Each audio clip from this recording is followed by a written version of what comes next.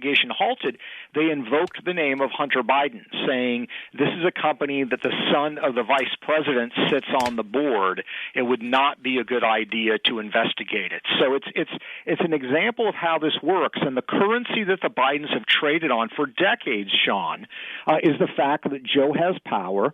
As a powerful politician, he can help people or he can hurt people, and they have gone around for decades and traded off that name. And, people will say sometimes, Sean, well, you can't control your family members. Yes, you can. You can control them very easily. You can simply say to them, if you trade off of my name, I'm going to cut off access. I'm not going to let you come to these fancy state dinners. I'm not going to meet with you and your friends in the White House. All the things that Joe Biden continued to do when his brother James, his other brother Frank, his son Hunter, his sister Valerie, and his son-in-law all traded off of his name and his access to power to enrich themselves. And how is it possible that everyone says, oh, there's no evidence whatsoever to substantiate any of this? How many countries are we talking about here? And not to pile on, but I noticed Hunter should be held in contempt for continuing to defy a court order to turn over his financial information, flouting his lack of respect for the legal process, undermining the interest of the child that he had previously refused to support or even acknowledge, according to a new filing from the mother of Biden's child in this ongoing paternity suit and case that's going on in Arkansas. So that's on top of it. How many other countries are we talking about here? Well, we've got Ukraine, which people know about. And again, the point that I make is it's not just that his last name was Biden that he got the money. He got the money from Burisma within 2 to 3 weeks of his father being appointed point person to Ukraine policy. The checks started to arrive for Hunter. I mean, that's as explicit as you can get. But you've got Ukraine, you've got China, which is the $1.5 billion private equity deal he gets. That deal secured 10 days after he returns from China with his dad on Air Force Two. You've got deals in Kazakhstan that involve private equity. Again, we're talking about the Kazakh government. We're not talking about a private businessman. You've got deals in Romania that involve Hunter Biden. And then when you get to the brothers, James Biden, the one we've been talking about, is the same brother who back in 2011 is made the vice president of a newly formed construction company organized by a family friend named Kevin Justice. And within 6 months of that appointment, Sean, they land a contract to build 100,000 homes in Iraq for $1.5 billion. Unbelievable. New construction company. James Biden is the number 2 appointed. Stay right there. I got to take a break. Peter Schweitzer, author, New York Times bestseller, Profiles in Corruption, Abuse of Power by America's Progressive Elite. Chapter and verse, just touching the surface at this Biden, mob family, basically, it seems like to me. Anyway, 800, and no one else in the media will cover it. This is our job. This is what we do. But we're fine. We've got 239 days. We'll keep doing it every day. Quick break. We'll have the latest on Corona mania and truth and facts you won't get from the mob also coming up straight ahead as we continue. All right, as we continue, Peter Schweitzer, author of the New York Times bestseller, Profiles in Corruption, Abuse of Power by America's Progressive Elite. You've done a lot of research and a lot of background, and then you turn on television sets and you listen to Joe and the media mob say, oh, there's no evidence whatsoever, none whatsoever of any corruption. And I'm thinking, oh, yeah. There's a boatload of it, but that's how corrupt they are. I mean, it's breathtaking to me. I still can't get over it. I should be used to it by now, but I'm not. Yeah, no, it's pretty shocking, Sean. And here's the thing. Look, I believe all of our political leaders need scrutiny, but when they scrutinize Trump, you can take and sort of an ordinary event like a meeting and turn it into something because they have the presumption that something nefarious is going on. So that's the one thing they do. On the other hand, you can take something in the Biden family that is highly unusual. The fact that Hunter suddenly is getting $1 million a year from Ukrainians when he has no background. The fact that Hunter's landing a $1 billion private equity deal with the Chinese government, even though he has no background in China, no background in private equity. That's kind of a strange circumstance. Those are unusual circumstances. But the default position of the media in those situations is, well, but you actually have proof that a crime has been committed. That's never been the journalistic standard. That's certainly not the journalistic standard with Trump. It's never been the journalistic standard with I got to run but I'm going to tell you what it is, and you know the answer. The answer is, as long as they can use it to bludgeon Trump, the truth be damned. The double standard. It is that they somehow have justified this in their and rationalized this in their corrupt brains. But that's all right. That's our job. We'll do it. Great job that you do every day. Peter Schweitzer, his book on Hannity.com, Amazon.com, Profiles in Corruption, Abuse of Power by America's Progressive Elites. Quick break. When we come back, all right, let's get to some facts and some truth on Corona and what risks there really are. Straight ahead. Stay right here for our final news roundup and information overload. Right now, something that's important that I hope the American people appreciate is that the risk of getting into trouble with this infection, namely if you are infected, is overwhelmingly weighted towards people with underlying conditions and the elderly. And that's the reason why if you are an elderly person with an underlying condition, if you get infected, the risk of getting into trouble is considerable. So it's our responsibility to protect the vulnerable. When I say protect, I mean right now, not wait until things get worse. Say no large crowds, no long trips, and above all, don't get on a cruise ship. No cruise, and how about no airplanes, no trains? Well, where are you on transportation? No, here's where the recommendation from the CDC. I feel this way strongly, and this will be a recommendation. If you're a person with an underlying condition, and you are particularly an elderly person with an underlying condition, you need to think twice about getting on a plane on a long trip, and not only think twice, just don't get on a cruise ship. The virus is spreading.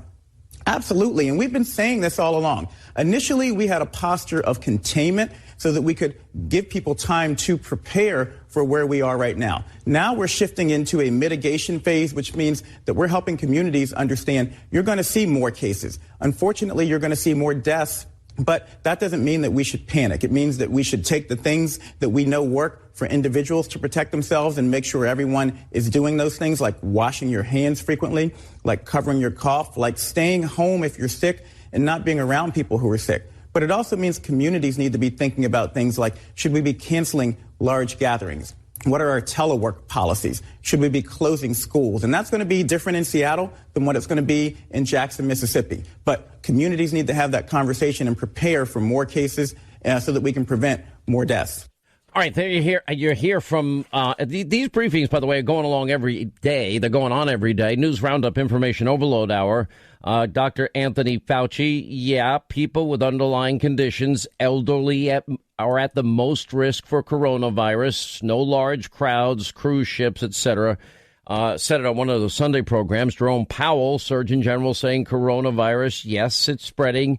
We're in the mitigation phase. We're going to see more cases, and there will be some deaths. Now, the thing that really frustrates anybody that's trying to get good information about is when you have somebody weaponize something like this for political gain. And that's what we've watched. The media, they're in overdrive. It's almost like, well, if the stock market tanks, and if this gets really, really bad, then we can really, really bludgeon Donald Trump with this, and we can maybe sneak in, and even with spaced out quid pro quo, Joe, we can get a victory in November. Well, there is perspective. 2017, we lost 61,000 Americans to influenza. In other words, the common flu.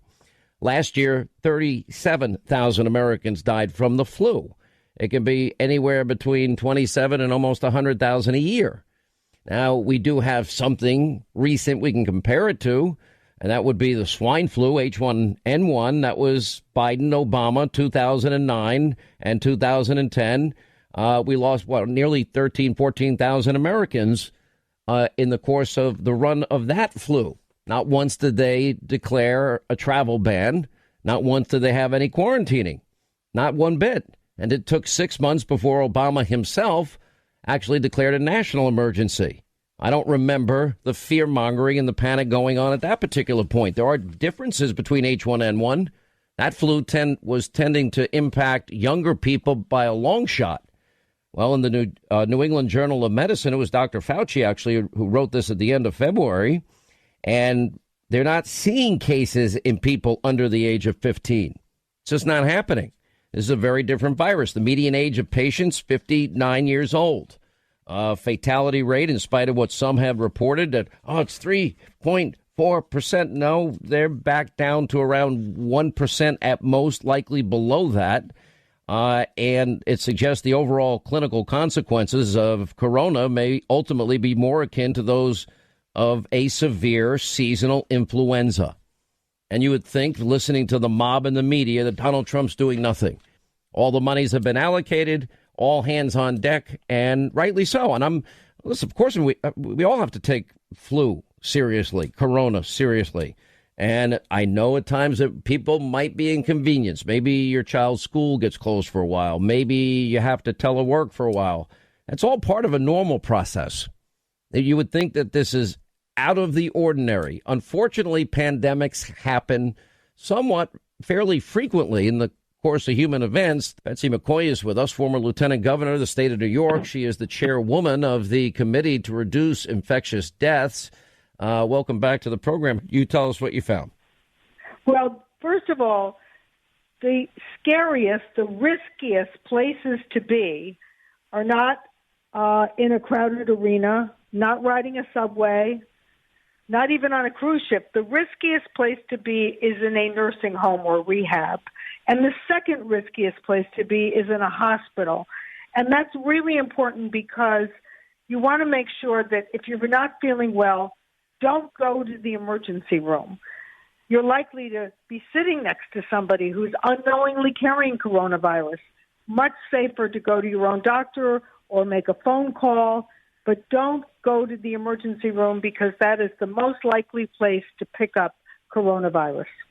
So if you turn on MSDNC, and you could have turned it on at any point today, and you have a virologist on there and a science contributor on there saying that 80% of the U.S. population would survive a 15 to 20% mortality rate amongst individuals that are elderly or have underlying conditions of coronavirus. That's right. The elderly are the most vulnerable. Okay, but the way they're saying this is to scare the living hell out of everybody. That's right. And actually, the CDC briefing today was pretty scary because they were also stressing that even in parts of the country where we don't know there's any coronavirus yet, they were urging elderly people to stay home, stock up on their groceries, avoid crowds. I think that's really quite premature. And I would also say that I do believe that the president so far has taken the correct steps. Closing the borders on February 2nd was key because it bought us enough time to prepare. If he hadn't done that, our hospitals would already be flooded with people unknowingly carrying this virus, people who'd come in from other parts of the world. So that was really key in flattening this epidemic curve and giving us time for stage 2. Okay, now as we gear up for this battle, one thing that I like that I was reading, again, there are adults in the room here and people that actually give perspective. I don't think most Americans actually know that every year people die from the flu, tens of thousands of people every year. Let's look at this year. So far, we have 18 deaths from coronavirus. That's tragic. But so far this year, we have 18,000 deaths from the seasonal flu. It's a mild year. 18,000 versus 18 deaths. So that does put it in perspective. So what we're learning from corona is very simple. If you have a compromised immune system, if you have an underlying medical condition and you're older, that you are then more vulnerable for this being serious. Now, if you're younger and in relative good health, you might be at risk of contracting it, but it's going to be like an average flu. Would that be a fair statement?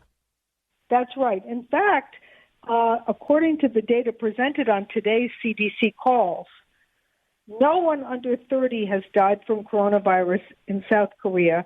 No one under 50 has died from it in Japan. It is really not a danger for children, and that's a wonderful thing. We hope that will remain true because I know that really puts a lot of parents' anxieties to rest.